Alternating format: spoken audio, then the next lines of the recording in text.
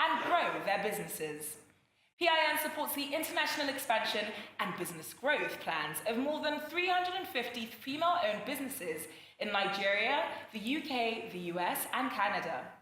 Comfort Sakoma also helps emerging African brands expand across Africa and globally through Poize Capital Global, a full-service export marketing agency with a vision to make Africa's percentage of global trade equal to its percentage of the total population. Comfort has formed strategic partnerships and collaborations with several corporations, including Google, Intel, IBM, Facebook, Air France, and the US State Department, and she's won several awards. She's also a mentor at the Cherie Blair Foundation for Women and a partner with the African Entrepreneurship Award by BMC Bank of Africa. Oh my goodness. With accolades like that, how excited are you to meet her? Good morning, Comfort. Good morning, how are you? I'm very well, thank you. Wonderful. How are you? I'm very, very good. Thank you for having me. How is it possible for a person to achieve all of that? I have no idea. You just pretend there aren't 24 hours and you keep it moving. I mean, literally. You know what they say about Beyonce having the same amount of time Absolutely, a day as absolutely. everyone else? You clearly have managed to achieve the level of Beyonce. I appreciate that. I'm still pushing. You're doing amazingly. Thank you, I It's appreciate phenomenal. that. Now, before we get into what you're doing with Poize Insider Network, we have to talk about the fact that you used to be in the US Navy Cadets. Canadian. With the Canadian Navy Cadets. Yes. What? Yes, yes, Tell me about that experience. So my parents thought that it would be a great idea to have me be part of a very disciplined organization. And so they enrolled me for the Royal Canadian Navy Cadets. And I was a member of the Navy Cadets for 2.5 years. I, in that time, was one of the top shooters in the cadets, which was a lot of fun. We went out to sea, so lots of great experience there. You know, it really was helpful for me, obviously, because I learned a lot about just discipline and teamwork and, you know, working with people to achieve goals. And so for me, it really was an opportunity to learn about the importance of working together as a team and making things happen. I also, during that time, had a lot of fun because I was also a competitive swimmer. Obviously, I haven't swam I haven't swam competitively in a long time, but definitely not to say that it won't happen very soon. But I definitely am a lover of water and all things. A lover of water? Absolutely. I love that. That's amazing. Yeah. So you sound like you gained a lot of disciplinary experience from the cadets. Sure, absolutely. Wow. Absolutely. Okay, so moving on to Poize Insider Network. Yes. What exactly is it, and how did you start it? Fantastic. So I'll start with the second question first. Okay. We started the Poize Insider Network as an accident, actually. The initial plan was, or what we started with initially, was a magazine called Poize. And the idea behind the magazine was to showcase and celebrate the accomplishments of women entrepreneurs across Africa, as well as women in leadership, so corporate women and women in politics. And while we still have a vision to do that in a very different type of way, what I discovered in that time was that there was a really large gap in entrepreneurial experience and entrepreneurial expertise. And so we began sort of putting together small trainings. Our first one was in partnership with Google on May 8th, Women's International Day 2016. Oh, wow. And I approached them to ask if they'd be willing to put together a digital literacy workshop, a 2-day workshop. And that 2-day workshop turned into more than 40 other workshops. We toured the nation and trained women all over. And then we started adding other trainings like accounting and financial management, and we partnered with Intel and did some work with them. So what I realized was that there was a really big gap in terms of entrepreneurial knowledge, and we sought to fill that gap. Poize Insider Network started when I would contribute nuggets of wisdom during the workshops, and women would really, you know, after the workshops, come to me for additional advice and support. And I thought, well, why don't we just, you know, charge a small membership fee and then they'll have access to me throughout the year. So my initial target was, let's get 50 people. And a year and a half later, we're at about 350 plus strong. Wow. Nationwide. And you were supporting female-owned businesses around the world. Absolutely. What made you want to empower women? So, you know, someone once asked me, what's the difference between women entrepreneurs and men? Exactly. And at first, I couldn't answer that question, but I found the answer about probably a year ago. And the difference is this. Women tend to start their businesses there's three key differences. The first is that women tend to start their businesses later on in life than men. So the average male entrepreneur is starting at about 17, 18, Right. whereas a woman is starting at about 24, 25. Right. At that period in her life, she's less of a risk taker than a man at 17. And so she goes into industries that have lower barriers to entry, but also much lower potential for growth. And because women often struggle with access to formal capital, they tend to use their own savings to start their businesses. And as a result, they tend to hire people from their families and are not able to benefit from proper management structures. Right. And women, more often than men, do not write business plans or have any formal sort of plan for what their businesses will look like. And so these are differences in entrepreneurial experience and management styles, which ultimately have a larger impact on the types of businesses that women run. Whereas men tend to form partnerships more easily, women are far less trusting.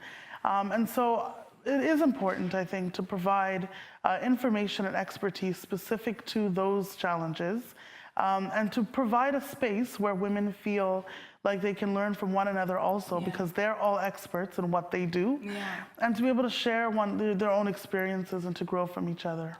Why do you think that women are starting businesses later on in life than men, though? A lot of it has to do with family. A lot of it has to do with the fact that corporate Nigeria, corporate everything, isn't really designed for women who are mothers of young children, or women who are, needing to cater to family at home. And so they find themselves often mid-career in a tangle, because they have to decide, well, am I going to prioritize career or family? And more times than not, I think they make a great decision to prioritize family. It's unfortunate that that decision has to come at the cost of their careers. And so what you find is that entrepreneurship becomes an alternative way for them to still channel, their energy, the creative energies towards something. But I think that corporate Nigeria is really missing out on innovation. They're really missing out on great ideas because they are neglecting to include people at their prime. Absolutely. Yeah. Now, your slogan is entrepreneurship beyond survival. Absolutely. I find that so interesting. Can you explain to me what that means? It literally took me 2.5 years to come up with that slogan. Wow. Absolutely. And I always tell people, your slogan is not something that you're just going to come up with overnight. It's really something that you have to understand. I knew that I wanted it to be 3 words.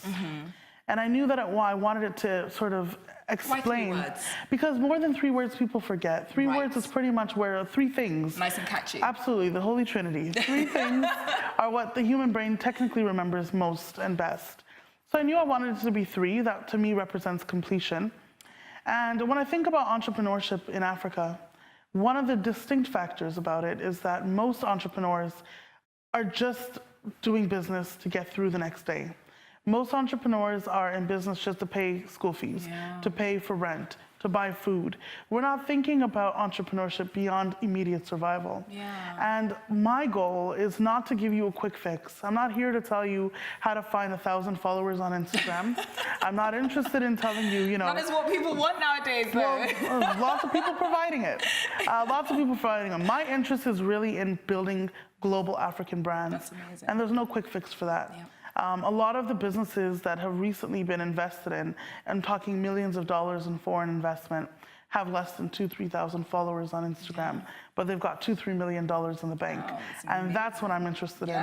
I'm not interested in 50,000 followers and no money. So one of the things that Can't take followers to the bank. You can't take them to the bank, and most don't, unfortunately. Exactly.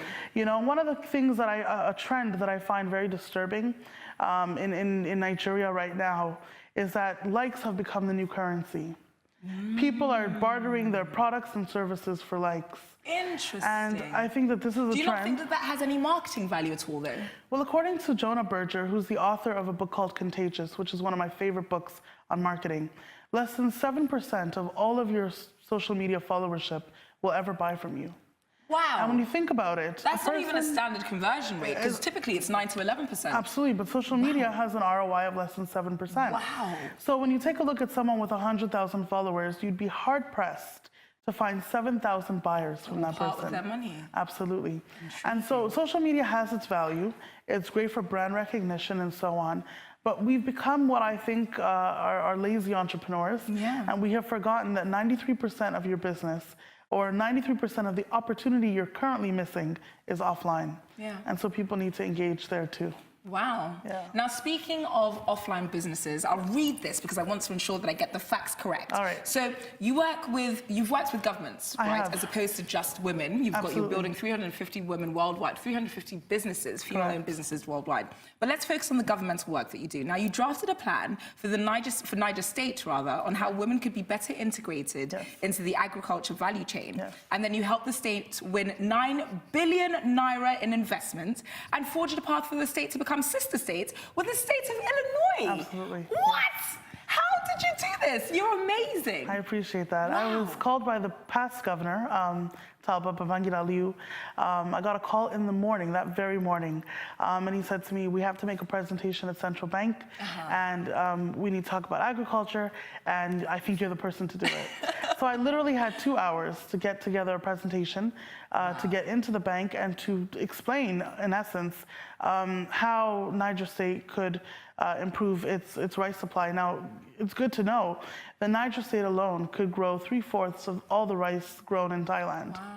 So in terms of arable land, in terms of land available for Can farming. we just focus on that statistic you gave us Absolutely. for a second? Because we eat Thai rice. We do. believe that Thailand are one of the biggest manufacturers of rice in the world. And you were telling us that Niger State can produce 3/4 Absolutely. of all of Thai's. Absolutely. Wow. A state alone. Wow. I mean, Niger State as a specific state is just so endowed. Many of our states are. You know, Niger State is home to 54% of the world's shea trees. And yet the majority of the shea in the world is bought from Ghana because we don't allow our shea nuts to fully harvest. And so Nigeria doesn't really produce A grade, because shea is graded A, B, and C. Right. And for consumables and for cosmetics, it needs to be A or B. Right. But because we shake the shea nut off the tree and don't allow it to drop naturally, it automatically degrades in grade. And that affects our export potential. We also have a lot of shea that's stolen and taken across borders. And so I've been working a lot with different states on projects around agriculture and energy. I just finished a co-authored report for GIZ on renewable energy, mobilizing private capital. That's probably the next space I want to go into. Oh, amazing. I'm really Renewable interested in energy. Absolutely. Wow. Absolutely. So let's talk about Akon for a little bit. What do you think of what he's doing with Lighting Africa? I'm so impressed. I was actually just talking about him 2 days ago. His goal, 600,000, I think, homes. I think he's going to be a trillionaire off of that. I think that he's focused on the right thing. Look, people are surprised to find out that less than 40% of all of Nigeria is actually on a grid. Wow. We're not talking about people with light. That's a terrible 60% of the country has no access to the national grid. No access, No to access the national to the grid. national Not that they grid. are not on it. Not that it is not functioning. No access. to it. Absolutely. What does that mean? It means that they have not seen light for 30, 40 years. And that majority of the states that are affected by this are northern Nigeria. Wow. So when you talk about the fact that 60% of the country has not seen light in 2-3 decades, and for those of us who are on the grid, we only get about 40% of its operational capacity. It really, I think, showcases the importance of off-grid. And I'm really happy that the Nigerian Electricity Regulatory Commission, NERC, has recently made it a lot easier for you and I, actually, to provide off-grid lighting. Yeah. So they now have permits and licenses that you just go online and fill an application and you can get a license. And I encourage everybody, no matter what you're in business, makeup artists, everybody, get a license. We all have the potential to generate renewable energy, and that's something that I really want to engage with further because it's so necessary. Oh my goodness, she was so inspirational. I'm like, there's so much to learn, so much to discuss, but we have run out of time, unfortunately, for this segment. I will, however, see you later on in the show because we're going to be discussing further marketing tactics and different sorts of different business models that one can employ. Fantastic. But before we go, for those women that are interested in joining the Poize Insider Network, how can they get a hold of you via social media? The best way is probably via Instagram. We're Poize, which is P-O-I-Z-E or P-O-I-Z-E for our Americans. It's Poize with a Z, poizeinsider.com, or just Poize Insider on Instagram, send us a DM and we'll respond and help you get set up. Amazing. Yeah. I'm gonna speak to you later. Alrighty, we're gonna get me set up with the business. I don't know what it is yet, but we're gonna figure it out. We'll figure it out. Thank you so much. It's time now for a short break on the morning show, but stay tuned because when I return, I'll be speaking with the managing consultant of Franchise Business Development Services. Don't go away.